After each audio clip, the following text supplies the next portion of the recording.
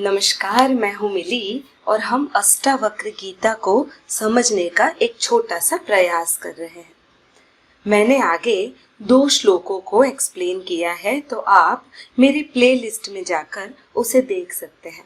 आइए अष्टावक्र गीता का 3रा श्लोक अब हम देखते हैं। न पृथ्वी न जलम नाग्निघ्नं वायुर्ध्यो न वा भवान एसाम साक्षिण मात्मनाम चिद्रूपम विद्धि मुक्तये। अब मुनि साधन चतुष्ट संपन्न शिष्य को मुक्ति का उपदेश करते हैं। तहा शिष्य शंका करता है कि हे गुरु, पंचभूत का शरीर ही आत्मा है और पंचभूतों के ही तो 5 विषय है, सो इन पंचभूतों का जो स्वभाव है उसका कदापि त्याग नहीं हो सकता है, किंतु वे दोनों एक रूप होकर रहते हैं। इस प्रकार रस, जल, अग्नि और रूप, वायु और स्पर्श, शब्द और आकाश है। अर्थात शब्द आदि 5 विषयों का त्याग तो तब हो सकता है जब पंचभूतों का त्याग होता है, और यदि पंचभूत का त्याग हो तो शरीर पात हो जाएगा और फिर उपदेश ग्रहण करने वाला कौन रहेगा तथा मुक्ति सुख को कौन भोगेगा। अर्थात विषय का त्याग तो कदापि नहीं हो सकता। इस शंका को निवारण करके अर्थ अष्टावक्र जी उत्तर देते हैं। हे शिष्य, पृथ्वी, जल, तेज, वायु और आकाश, इनके धर्म जो शब्द, स्पर्श, रूप, रस और गंध, सो तू नहीं है।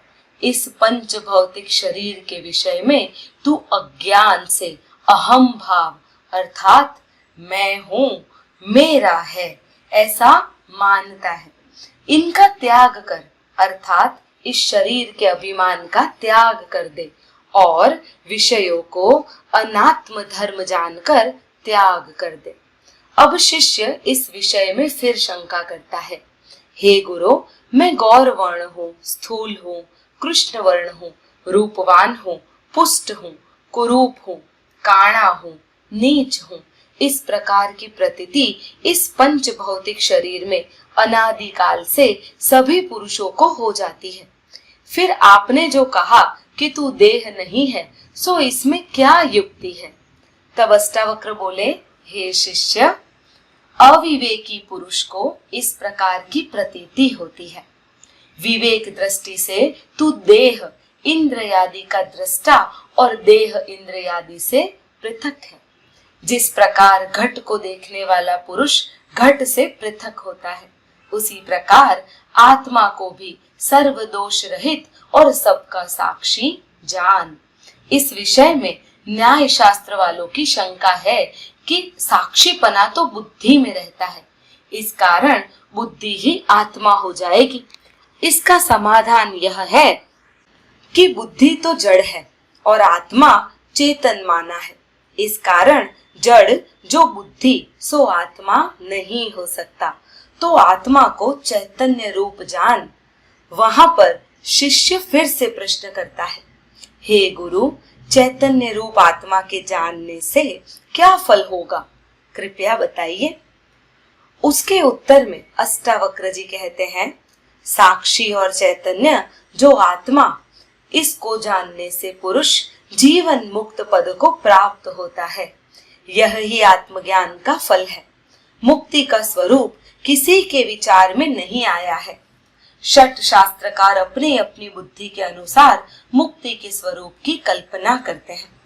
न्याय शास्त्र वाले इस प्रकार कहते हैं कि दुख मात्र का जो अत्यंत नाश है वही मुक्ति है, और बलवान प्रभाकर मतावलंबी मीमांसकों का यह कथन है कि समस्त दुखों का उत्पन्न होने से पहले जो सुख है वही मुक्ति है। बौद्ध मत वालों का यह कथन है कि देह का नाश होना ही मुक्ति है। इस प्रकार भिन्न भिन्न कल्पना करते हैं, परंतु यथार्थ बोध नहीं होता है। किंतु वेदांत शास्त्र के अनुसार आत्मज्ञान ही मुक्ति है।